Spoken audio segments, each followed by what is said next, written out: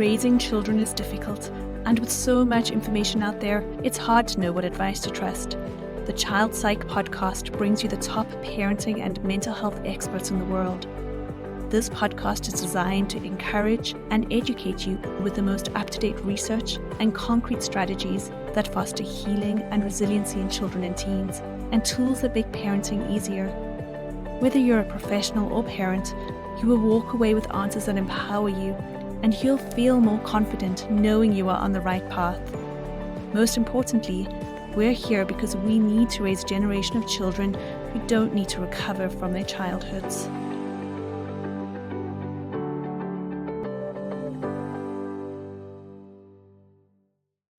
Hello and welcome to the Child Psych podcast. My name is Tammy. And I'm Tania.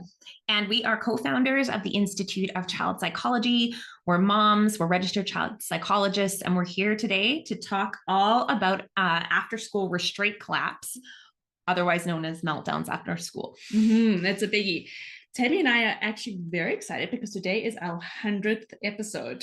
Yeah, it's been 2 years since we started the podcast. Wow, I can hardly believe it. It's crazy. So we're really excited this landmark episode to share with you.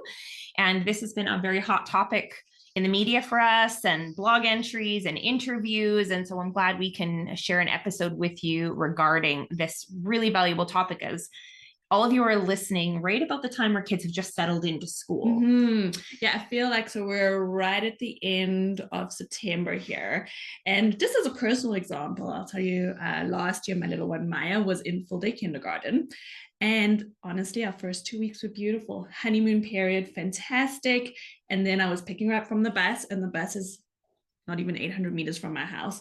And little Maya was probably having 3 meltdowns from the bus to home. There was on the floor, backpack down, and I'm going, what's happened with my sweet little girl? And I think that experience is familiar for many parents. Yeah, and I think every kiddo is different, versus I've got one kiddo who would have an absolute meltdown like that. I've got one who's just clingy when he feels that way. It's just like, cling, and I want to be with you, and just following me around.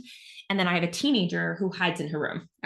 Who is just like, she can't talk to us. She doesn't want to engage. She just wants food and to hide for at least a full hour, which I am fully on board with now, after seeing how it can go really poorly if you try to engage her in that first hour. Yeah. So maybe let's chat about what is happening exactly for our kiddos, and then what we can do to help them a little bit. Yeah. So the analogy that I often love to use is that of kind of a pressure cooker. So for our kiddos, they wake up in the morning. Many of our children are so rushed. So it's get up, have your breakfast. Where's your backpack? Oh my goodness, I forgot to make your lunch. Get on the bus. Rush. Then they get to school, and then suddenly there's all of these pressures at school. So it's, who am I going to play with? Am I supposed to catch the bus home? I have to tell my teacher I don't have a pencil today. All of these things that they're having to deal with largely by themselves. So we have this pressure increasing throughout the day for them. And then finally, when they get home to their safe place, to their safe person, we see that the lid comes off in different ways for different kids, but the lid comes off. And finally, in that safe place, all of that pressure can just be released for our kiddos. Yeah.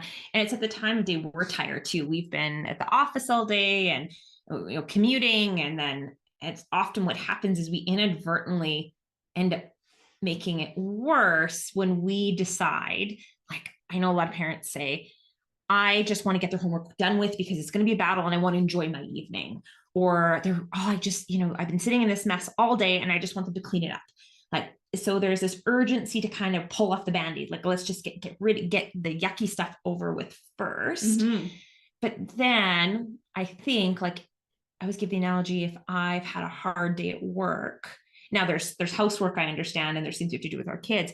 But if my job is to sit in front of a computer screen all day, which I do a lot of the time, and I'm recording and I'm writing, and then it's the end of the day and my work day is supposed to be over, and then I get home and then they're like, you need to write another blog entry, or you need to do another interview, or you need to write another chapter, I'd be like, to hell with this. Like, no, I am done. And of course, I'm probably going to have a meltdown, an adult meltdown, but I'm going to quickly shut down because my time's precious to me. And I think we forget that, kids are at school. That's their job. That's their work. and they need to come home, and the brain needs time to relax. The brain needs time to decompress and to process their day. And if we put another task on them, like chores or homework, that brain's like had enough. Like it's going to go into shutdown mode. Mm-hmm, absolutely. I think the other thing, I love the comparison of being at work, is that we often don't remember that we actually have a lot of control over our lives. So I can get home and go like, oh, I just want to sit outside and have a cup of tea before I do anything else. Mm-hmm. But with our kiddos, they often don't have that same sense of control. So it's like, you must do the following things, and then when we think about these little ones who have really held us together all day, sometimes what we see is that parents get so frustrated that we end up punishing them. But when we start to really think about the reason underneath the behavior, it really tugs on those heartstrings. Yeah.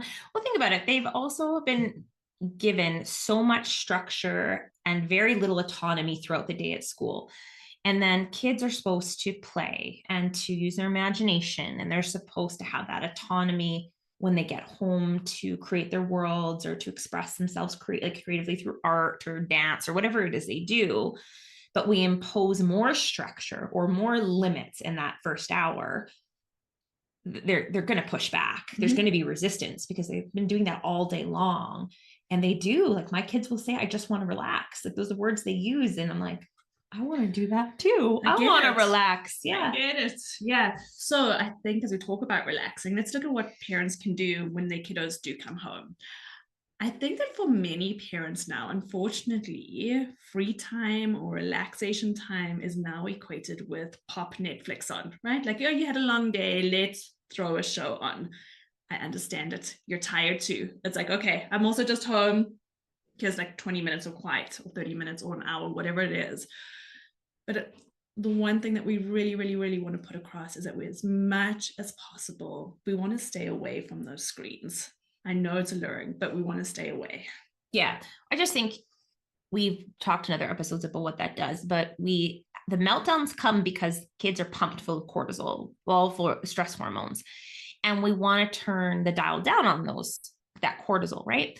And when you have a screen, they're quiet because we're getting a lot of dopamine neurotransmitter involved with motivation and reward. So yes, they are quiet when they're getting dopamine. We all are. It's like we're quiet when we're eating fast food. We're very happy.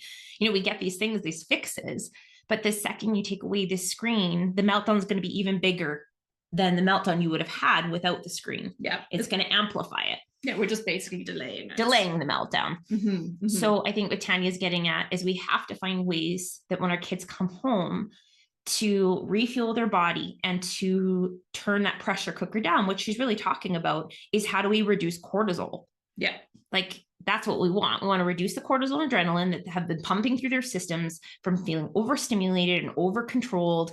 And in these social situations, maybe they're not equipped to handle yet.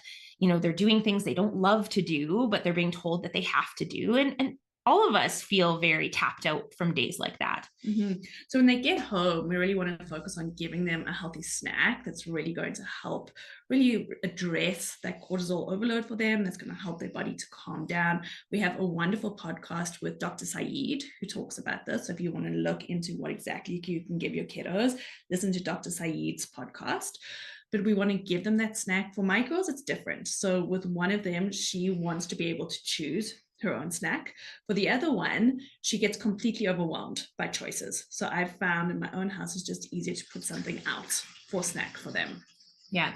And my kids want the choice too. So there's no, now that being said, I'll limit certain things. Like I don't want a lot of processed food. Like you can have X, Y, and Z, but like not this. Let's keep healthy. Let's try to stay healthy, especially that first kind of meal they get. And I know parents will get, my parents did. They're like, you're going to ruin your appetite. Like, but I'm starving after a long day too. So I think that's really, really important that they feel, or even have it in the car. Have it ready for them in the vehicle. I've been starting to do that now because especially if we have an organized activity about an hour out, I want to give them something. Food. So food while they're sitting down for snack. I think that's a very tempting time that we often try and drill into their day and say, tell me about your day. Did anyone play with you? If all our worries get poured into our kid often at snack time.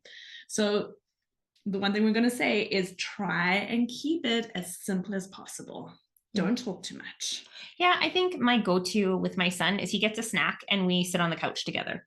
Like we cuddle. He's a big cuddler, and not all kids are cuddly, but my son right now is really cuddly. And he will tell me, it's a question I ask my older ones.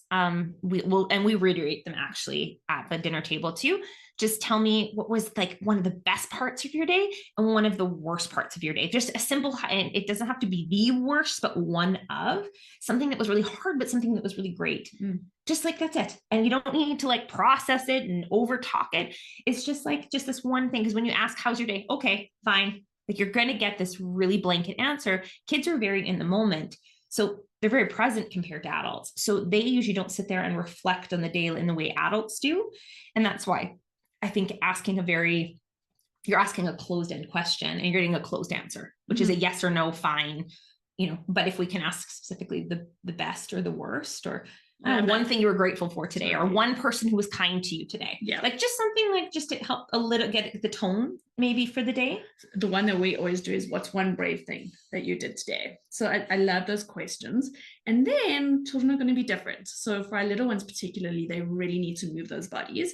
And if they can do it outside, even better. We actually have at our house, we have a little mud pit that when it's warm enough, the girls go out and they love that sensory play. They love moving their bodies. They're outside. So for some kiddos, it's going to be really important that they can regulate themselves through moving their body, being outside in the sunshine, in nature, all beautiful de-stressors. Yeah, it was the craziest thing. I picked up my son as he had swimming lessons, but I actually space it out on purpose. So he has an hour before, from the time he gets out from school till swimming, so we can do something. And I took him to the park, and he is in grade 3, so he's 8. He dug in the sand for an hour. I don't know what he just said. We're going to sell, my friends and I are going to sell the clay. I was like, all right, it's landscaping business. Apparently he's developing, but it was so cathartic for him because I think there's that temperature difference, and he's finding things like, Mom, look what's under here. And I found this. And by the time he was done digging in the sand pit, he had a hole like 3 feet deep, actually.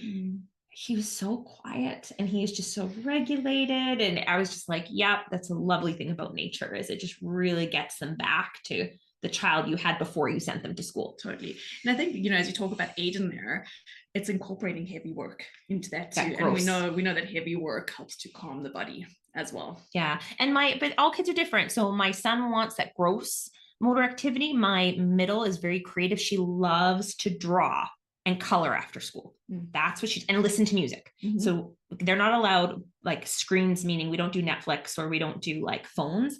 But what I did buy them were MP3 players. So I have several MP3 players, which they all have their own Spotify accounts, and they absolutely love. So she loves to draw and listen to me and listen to music. And my 16-year-old hides in her room, which is fine. She gets a snack and she's like, no one talk to me. She's highly overwhelmed by schools. Yeah. Because she's very introverted and highly sensitive. She goes into her room, puts on her music, and sings at the top of her lungs, like the floor vibrates. I don't think she realizes that her voice carries that far, but she's not on a phone. She's just listening to music. And that's the way she decompresses. And then she takes the dogs for a walk when she's done. Beautiful. That's kind of our routine now. And then my son kind of goes outside, or sometimes he colors, but we have figured out what works for our kids, like and they're all different. And that's, I think, the thing. We can't tell you it's one thing because every child's so different, but they all want food. One wants cuddles. One wants alone time. One wants quiet time with just music and like her thoughts. Yeah. It's different. Than my son kind of bounces around. Depends on the day. Totally. There's some guideposts that I would say. So it's like, limit screen time, limit too much talking, and if possible, get them moving. And no homework. And no homework, for the love Huge. of God, no homework. Yeah. Kids before high school don't need a lot of homework anyway. And the thing I pretty much limit right now, my kiddos, is we will use flashcards before bed for like 5 minutes because they're math facts. Like they're just trying to memorize math. So we'll do 5 minutes of that, and reading. And that's mostly my younger ones, unless they have, but homework's up to them.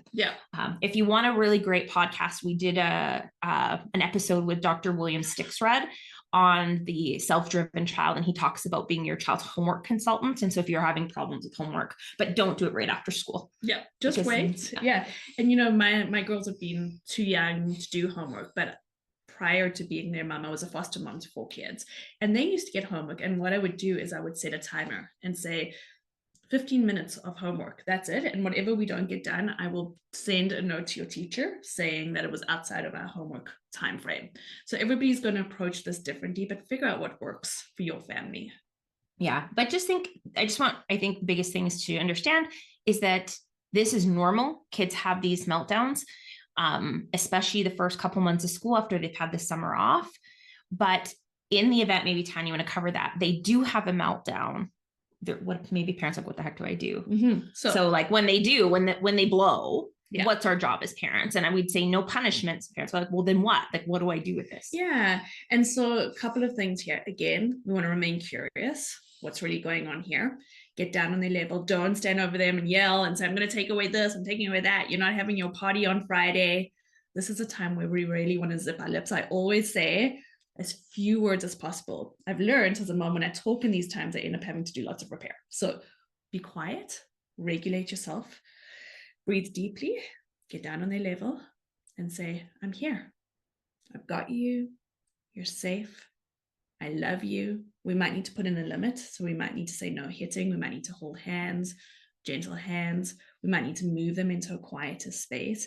But in that moment, we're really just stepping in as their calm brain. And we're really conveying to them, I can hold you through this experience. I can be with you in this experience. And then later on, when they're calm, another time, we can talk to them about what happened? How do we make after school a little bit easier? Kids are amazing problem solvers. We often don't give them enough credit for it. But this is later on. This is when we're going for a walk or we're in the car, when they're calm. So we start to teach them those skills to go, what do I actually need in this moment right now? But when it's actually happening, we have to be their calm body, calm breath, calm heart, calm voice for them. Yeah, it's just grounding presence and knowing that often the tantrum or the crying is actually the answer to your problem, meaning there had to be a release valve, and it's better they do it with you than someone at school. Otherwise it's going to come out as aggression with their siblings or a kid at school, or, there's all these things that can kind of go wrong. But that was a great reframe for me when I first had kids, was like, the tears are the answer, not the problem. The tears are the answer, because there's a reset button that happens in their parasympathetic nervous system, which is like the brakes of the brain, kicks on. And so it's often needed. And I just like, they're prickly, and I always say, I told Alan, my husband, they're emotionally constipated. They need to blow. He'd be like, that's a good thing. I was like, yes. And look how they are when they're done. Like, this is what needed to happen. It had to come out somewhere. Yeah. And just a reminder that when they can do that with you, it's because you are their safe person. You are their safe place. Just one final thing from me before we wrap up, see if Tammy's got anything else she wants to add in there. If this is going on for a little while, it's really important to just touch base with your school, because sometimes there are things that are happening at school that our child might be holding. So don't just go, oh, this is just them blowing after school. This is just an after school meltdown. Check in with the teachers and go, is there something happening here? Is my child facing difficulties? Just to make sure that we're covering all of our bases, to make sure that we know what's fully happening for our kiddo. Yeah. And I did that, I know, with my middle, and it turns out it was auditory sensitivities, that she would have these feelings when the class was really loud. So we got her noise canceling headphones, but that was a discovery process between her teacher and I, where we're like, oh, my kid has auditory sensitivity. Amazing. Okay. Now what do we do with that? And then it's collaborative. We figure, and then all of a sudden the meltdowns went down because she wasn't so overwhelmed with all the noise in the classroom. She could actually focus. Amazing. But it was something just as simple as a conversation with an educator. And maybe they notice when you could see her getting stressed out. And it was always during just when kids are being loud and they're doing their work. And so she could just put on the headphones. Beautiful. Okay. So I hope that's helpful. So fun to do this together. Yeah. Everyone have a great day, and welcome to season 2. Woohoo. We would love to continue to walk with you on your parenting and professional journey. Whether you're looking to enroll in a single course, join our free summit, or sign up for either our professional or parenting membership, we have something for everyone. And if you haven't joined us yet, our Instagram, Facebook, YouTube, and weekly newsletters are full of free resources and quick tips. Links can be found in the show notes. Together, let's raise a generation of children who don't need to recover from their childhood.